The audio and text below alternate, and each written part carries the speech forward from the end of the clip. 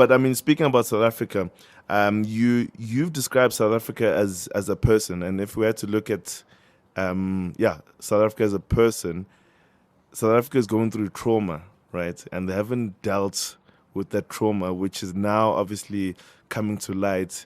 What is it? 26 years into democracy, you know. So can you just elaborate on that in terms of how South Africa suffered trauma, which I'm sure we're aware of, but how it's actually affecting us now?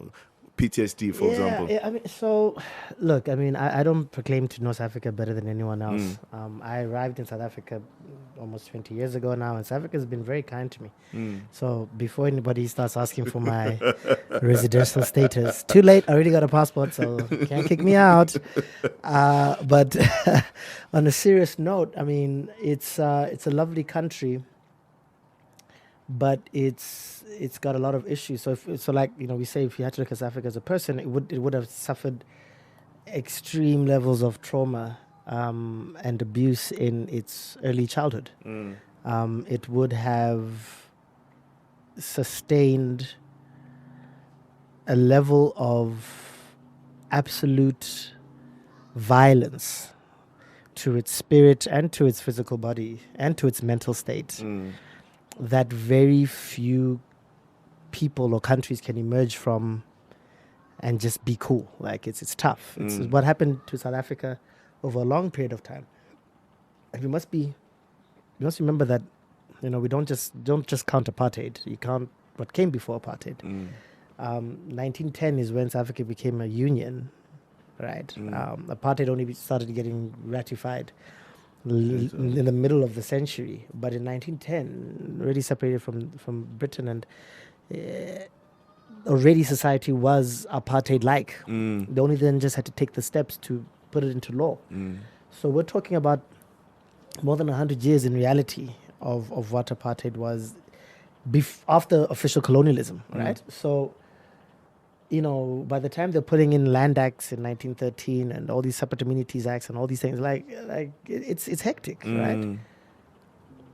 And we've only then had about 20, almost 30 years now outside of that space. So you must understand that if you've been abused for 100 years, getting to a place of being healed is 30 years later is just not realistic. That being said, could we be in a better place? Yes. But we shouldn't run away from the facts that we have actually done some good, right? So South Africa didn't descend into civil war, for example. For some reason, we celebrate F.W. de Klerk for that. In reality, it's literally the fact that black people decided not to.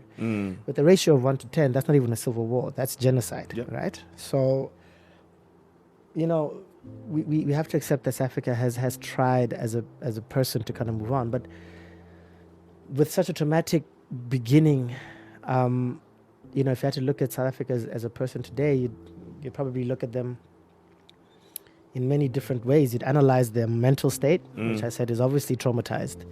It obviously requires very high levels of intervention. I don't know if the correct term is a multiple personality disorder or some type of fragmented mental state. There are many different South Africas in South Africa. There's no unified South Africa. There's no unified persona of South Africa. I think that's what Mandela was trying to do when he gave this notion of the rainbow nation, which is good. Countries need ideals to live up to, but you need fundamental things to drive that. You can't just put Rainbow Nation on television and then make sure every ad has a black, white, and colored child in it and then sing Simunye, We Are One, and all these things. And then expect that if you're not doing the things on the ground to fix inequality, that you're going to get there, right? So that's why the dream shattered so quickly. But that was the equivalent of... that's the equivalent of... I watched The Joker recently. I know I was very late, but I watched it recently. That's the equivalent of the Joker putting on a happy face. Literally, that's what South Africa was doing, right? It was putting on a happy face. It was painting all this makeup on itself to the world. But it was terribly, terribly in need of help. So you've got the mental state, and then you've got the emotional state, which is obviously very closely linked, which any type of abuse will have very long-lasting emotional scars.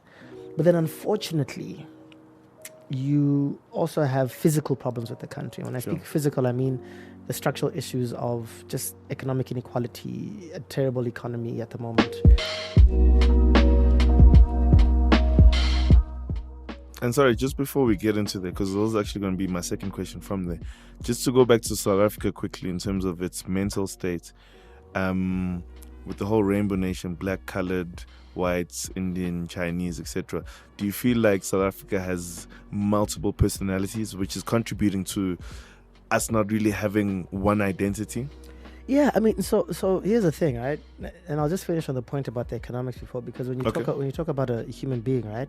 If you want to solve one part, you kind of hope that the other parts are good, right? So if you're trying to fix a mental, emotional problem, Sure. right? Because most mental issues obviously have emotional impact. You kind of hope the body is fit. It's very hard for me to treat Mnoto with a mental problem and a emotional problem if he also happens to have, stage 3 cancer.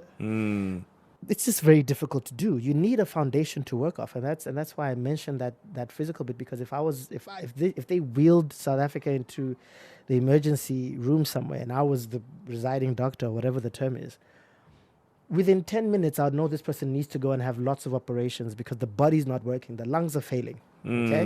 The heart is failing because the economy is not growing. The inequality is getting worse. The education system is dropping. You don't have a power supply. These are physical issues, all right?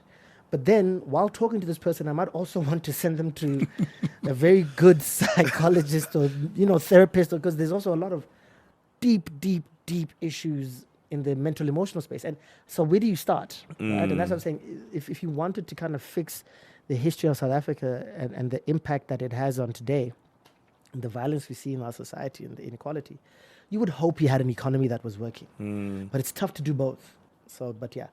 To your question now, in terms of multiple personalities, yeah, I mean, so everyone has different persons inside them. Sure. You Mnoto at work is not Mnoto outside of work. Is not Mnoto at the groove. I've seen you. You're not the same person, right? And no one is, right? But there's a coherent sense of self. There's an overlying sense of self that when you look in the mirror, you're clear as to who you are.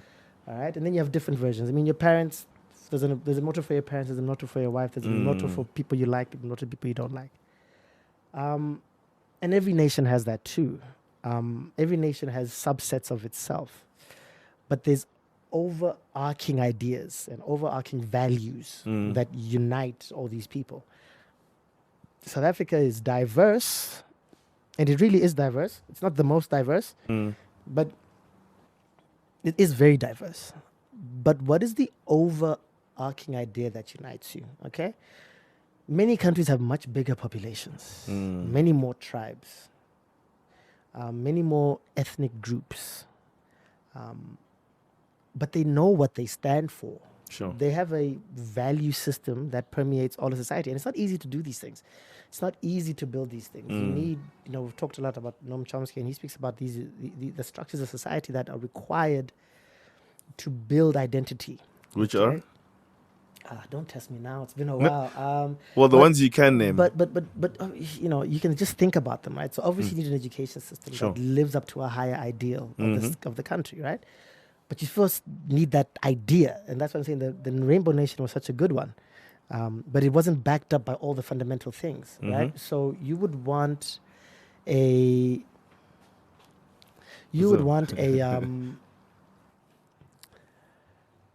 long-term plan. So let's just take an example, right? So the example is, pick a country, any country. I don't know. Easy. Singapore, maybe? Okay, so what does Singapore stand for? What is Singapore's goal? What role does it want to play in the world? That you can tell as a foreigner, as a person that wasn't raised in their society, didn't go to the education system, what does Singapore, what does it add value to the world? What does it bring to the world stage, the world economy? Okay, actually, no. I'd rather choose another country because I thought you were going to describe Singapore in terms of a vision. I can't really answer. It's up to you. Let me think.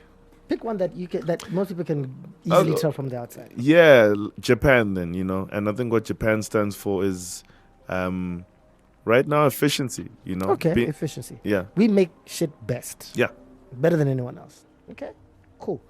Now, I'm not too au fait with the Japanese education system, but I understand they work very hard and they emphasize the skills that would be required to build that country view and that nation state, right? Sure. Every country, just like every human being, needs to be clear what they want to bring to the world, for example. But let's just start with the value of these things, right? Because if you don't know what you as a human being want to bring to the world, it's very difficult to align all those different motors inside you and do something consistent over time, Sure. right? And I think it's the same. So probably the best example that I can probably think of is probably Germany before, during, and after the fall of the Third Reich. And the reason why I like Germany or even the United States, not just because they're universally known, but because they actually give really good examples for South Africa, right? So, you know. So, and sorry to disturb your thought pattern, right? Because I was going to ask this question: which country has actually suffered trauma? And Germany is one of them, obviously, and also like the surrounding countries. And how have they come out of it? You know. Well, you need an idea, Mnoto. Which is idea meaning vision, right? You need a vision. You need a vision, and that vision needs to represent what you want to be in the world, what you want to bring to the world stage, Sure. right? So Rwanda has a very clear vision, all right? We talk a lot now, but it didn't come about overnight, right? They looked at what they had, they looked at where they came from, and they knew that, we want to be 1, 2, 3, 4, 5. Okay, and they're focused on that, right? And people will argue and say, oh, well, they're not so democratic. Well, democracy is not always the best thing. Sure. We can come to that later. But, you have to be clear what you want to bring to the world, Sure. right? In terms of how you behave and what you produce effectively, all right?